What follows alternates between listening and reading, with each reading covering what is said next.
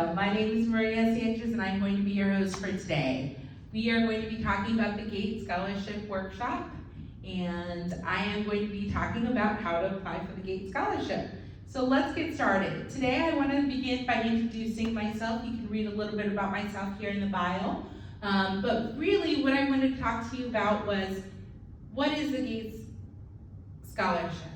And so many of you guys might know my background information. I have a master's in education and I've worked for a lot of years in higher ed.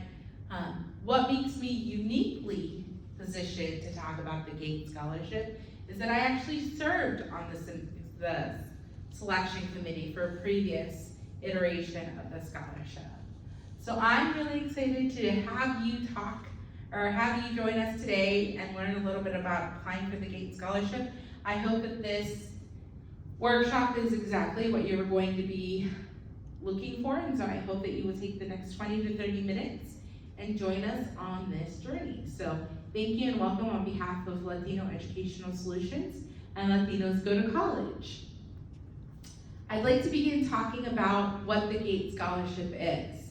So Bill and Melinda Gates founded the Gates Millennium Scholarship Program, which was the first version of this scholarship, and they donated money to students, and they pledged about sending a number of different students to college every year, because the data shows that oftentimes historically excluded populations, whether you be white, black, Hispanic, first generation, LGBTQ, a lot of populations that are often excluded have the opportunity or don't have the opportunity to continue education in a variety of ways.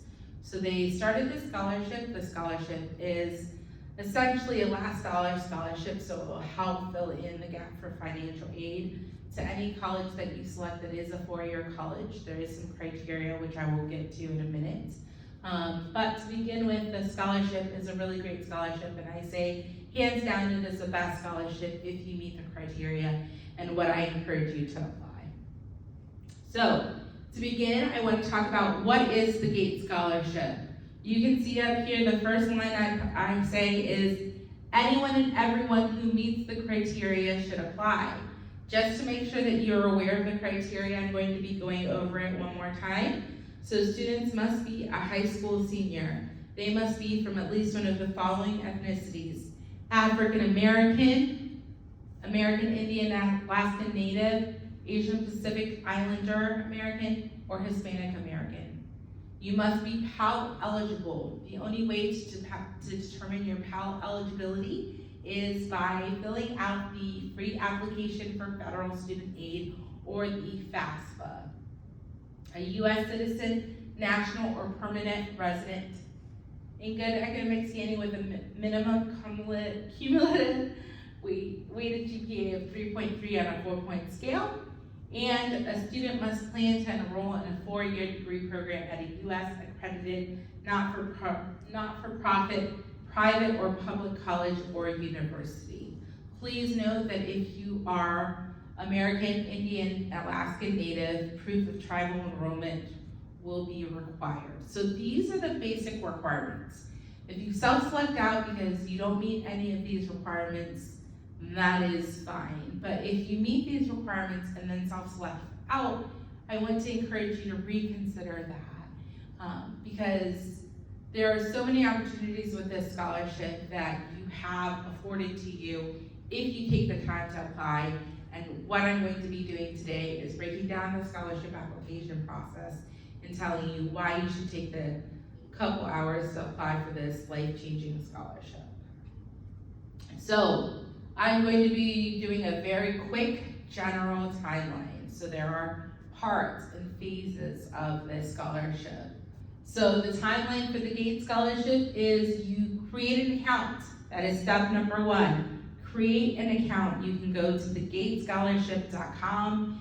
That is their website. You can create an account. The application deadline is September 15th. So if you are planning to apply to the GATE Scholarship and would like to apply, then I encourage you to apply before September 15th to enter the phase 1 version.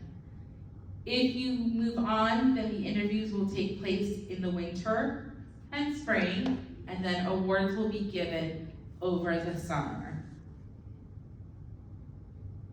Applying to the GATE Scholarship.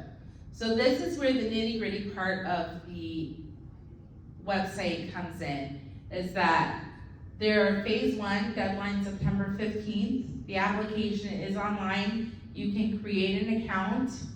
The application consists of 8 different parts. So part 1 is you're determining your Pell eligibility. Your part 2 is that you have your personal demographic information. You also have your student education history. And then you have your involvement, future, family, household, and details. So what I'm going to be doing is covering all of these different areas in depth, kind of talking about all of the different parts and opportunities that you have within the application to really set yourself apart from other applicants. So first, I want to encourage you to check your Pell eligibility. You can use this website here. It's studentaid.gov aid-estimator. So that website will be available for you if you would be interested in applying for the GATE Scholarship. That is something that you are able to apply for and check to determine if that's step 1, that you are eligible to meet that criteria for the GATE Scholarship. We are also looking at student demographics, so name, age, contact information, demographics. So this information's already set. You're just gonna go in. It should probably take you about 15 minutes to complete this section of the scholarship application. You should have all of this information. It'll include information like your email, your contact information, anything that they might need to kind of identify you as a person. The second or the third part is your high school, your academic information. So it's gonna ask about what high school classes did you take? Did you take AP? Did you take honors? Did you take Cambridge, right? What does that look like in your school? What challenges have you taken to be a part of, and what have you kind of let go? So this is your time to shine. We're also gonna ask information for the transcript. So you're not going to be asked to provide an official copy of your transcript just yet, but we are going to be asking information from your transcripts. And then we also ask for ACT, SAT information. We ask, did you take the ACT? Did you take the SAT? And then we also ask what the results of those test scores were. I do want to make it known that there are some colleges and universities that do not require the ACT and SAT, and I would encourage you to contact the GATE Scholarship directly if you have any questions about that. Okay, so involvement. Involvement is really probably the biggest portion of the application where you can shine, right? So oftentimes when I'm working with students who come from marginalized backgrounds or backgrounds that have unique experiences, what I often see is that students have more of a difficult time figuring out how to translate their experiences into something that will be of an asset to them in the later parts. So for example, when I talk involvement, how many of you guys have a job? How many of you guys maybe are in a youth group or play basketball, right? Those are involvement. Those are organized involvements. But now I'm going to ask you, how many of you help to take care of your younger siblings, right? How many of you go home and go to work not to buy the newest Nike kicks, but to help support and put food on the table, right? So that is the involvement where I think you can shine and where I think a lot of students historically don't think of involvement. If you're involved in your religious activities, that is involvement. It's not just the formal leadership roles, which I think oftentimes we get bogged down and we think that that is something that we have to have formal leadership roles or formal titles in order for it to count as leadership and involvement. Sports are pretty straightforward if you were involved in anything. I also encourage you to think creatively and think outside of just school organized sports. Job internships.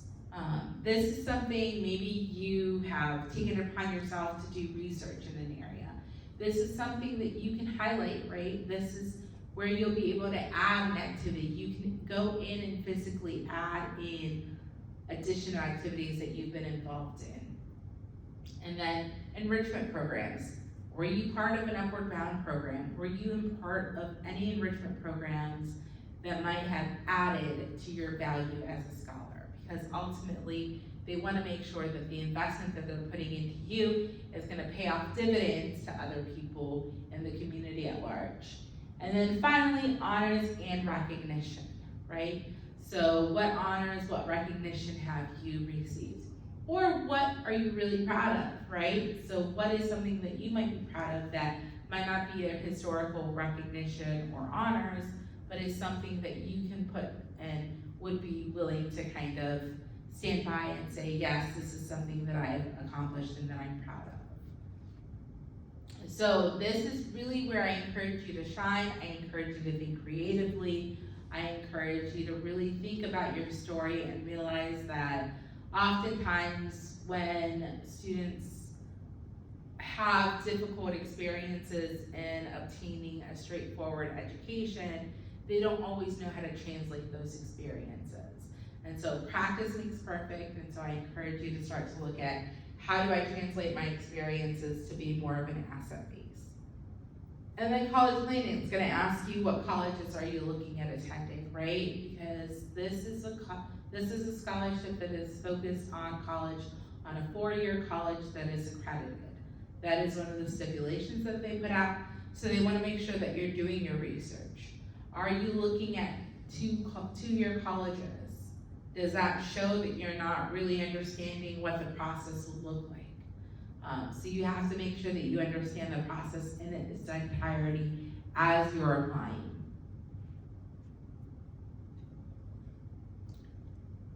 The next piece of information is going to be the household. So parents' information, education, grandparents' information, household income or information.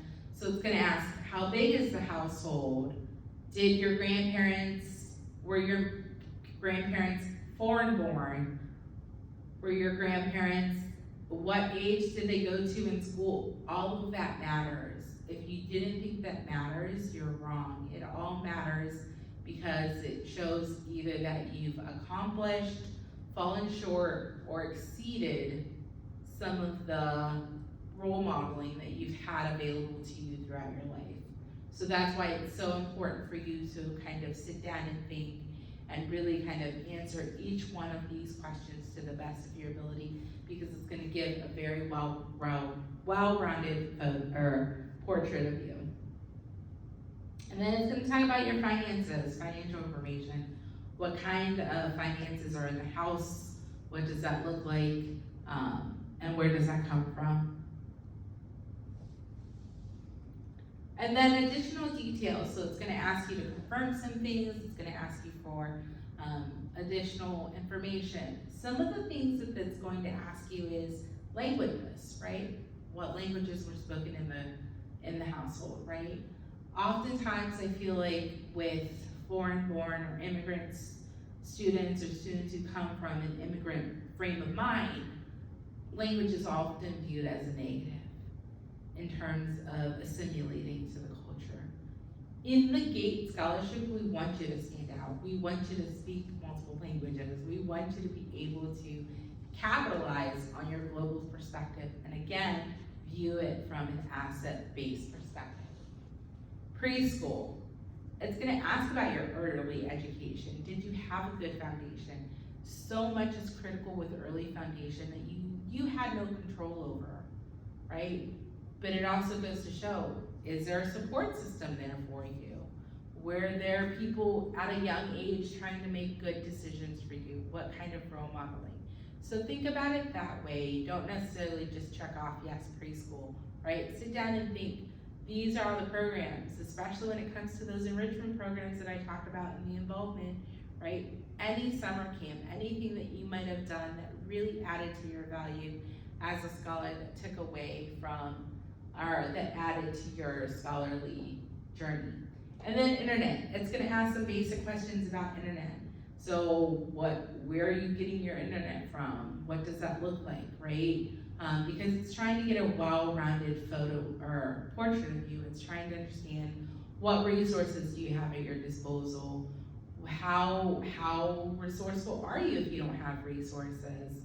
What opportunities do you have to find the resources that you might need?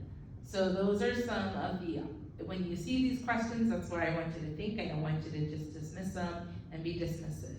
This application should take you a good couple of hours. It has 8 parts. It looks like it should be done in like 15 minutes. It should take you a good couple of hours. If you're spending less than a couple hours on this scholarship, you're not doing it right, because you're not thinking about all of the opportunities that you've had. You're not taking the time to input them all correctly with all of the information. You're not understanding the value of the questions that they're asking, because they're asking really specific information to try to weed out the people that either are not eligible, are not able, maybe they want to have the best scholars representing their foundation. That's the case in point. So I encourage you to think long and hard and creatively and really dig in deep to find what kind of assets that you will bring to the Gates Scholarship.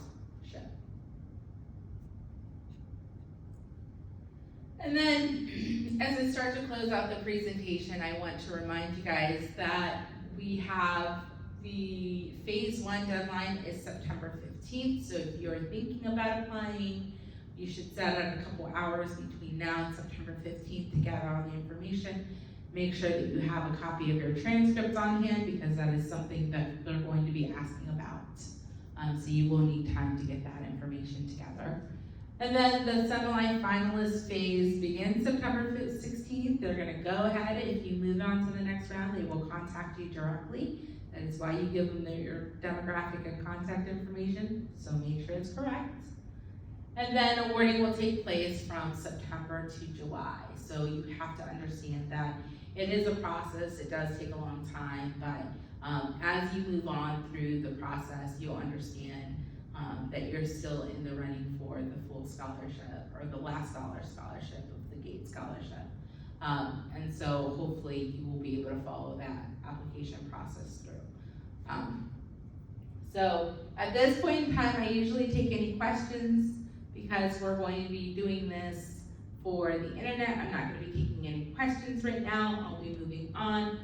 But just in case, I want to go ahead and finish out the presentation by reminding you that there are a lot of different students whose voices and stories that need to be shared, and that applying for this scholarship allows you to share your story on a global platform if you were awarded this scholarship. So it really is life-changing in so many ways, and it's so much more beyond the money.